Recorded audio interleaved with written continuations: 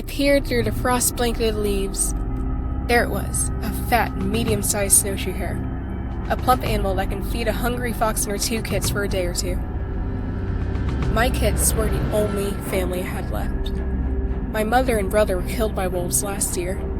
My mate, Boshini, he was killed by a cougar just a couple days after our kits opened their eyes. With Boshini gone, it has not been easy feeding my kits. I am just barely keeping them alive. Now, they look no better than the bony prey I've been sustaining them on. Before the hare could detect me, I swiftly lunged from the bushes, opening my jaws wide in a fierce, hungry cry. The hare dashed, first heading straight towards the snowy plains, but then veering sharply to the left, towards a wall of brambles. I had to get it, but it was out of reach. I readied myself, and I leapt, a leap so big and so great it was worthy of being compared to a cougar's. But I missed it. I crashed into the brambles, and its thorns swept and scratched my face like little lynx claws. I came to a momentary stop, only to move again. Before I could react, my back end dropped and the rest of me followed. It turned out I was perched at the crest of a steep hill that better resembled a cliff. My vision was a spinning mass of white and green, but then soon enough, it exploded into color. The last thing I saw, apart from the waves lapping at the ground around me, was a strange figure riding on a dead leaf towards me. When I woke, the first thing that greeted me was chopped up fish. The place around me reeked of human. I quickly stood up to get at it, only to just as quickly sit back down. My head was killing me. I had no choice but to sit and wait out the dizziness. When I recovered, I ate like the wolves who ate my family. I don't know what was wrong with what was in, but I didn't care. Food was food. Only when I finished eating did I realize, wherever I was, I was trapped!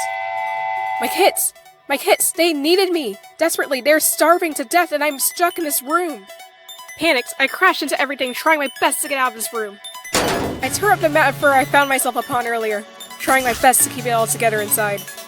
But no matter how much of it I shredded, my vision wouldn't stop swimming, my heart would not stop racing, and my breath would not slow. Something in the slit of the vertical thing had caught my eye. On the ground, underneath that vertical wooden thing, laid some stained, white, flat object. Of all the weirdness in this room, this was the weirdest of all. I momentarily stopped my rage to look at it. It smelled sickeningly sweet, a powerful aroma that was strange and otherworldly to me. It unnerved me. I snatched it up and tore it apart. It tasted of water strongly flavored with roses, and it scalded my tongue. However, that did not stop my frenzied ripping. At that moment, heavy footsteps sounded. I smelled the male human that lived in this place. He was yelling incomprehensible things as he swung open the vertical thing. I froze, afraid of him, not knowing what he would do to me. When he saw the sawed-in rose thing in my mouth, he let out a roar.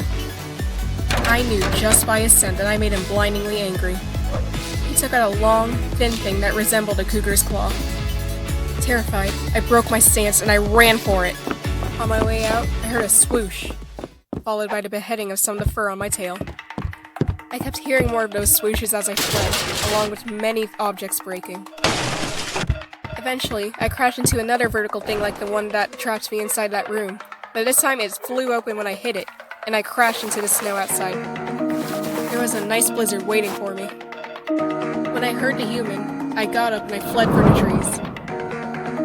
I looked behind to see if he would pursue me, but to my surprise, he just stared at me, then eventually he walked away.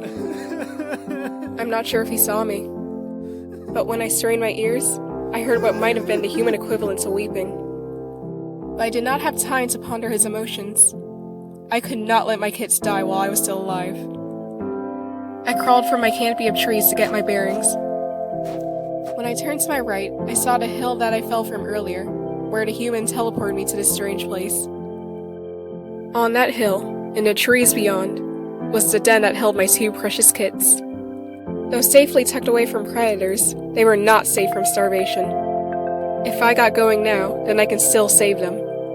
I swallowed my pain from earlier, from the beatings I got from the hill and the walls and all that came in between, and trekked for my kits. But then behind me, I heard a low growl that I knew too well. I turned, the fur on my neck standing like the trees behind me. There she was, half melted into shadows, her glinting eyes trained on me. She opened her mouth, showing those brightly shining teeth that are built to sink into an animal's throat. I had to run now.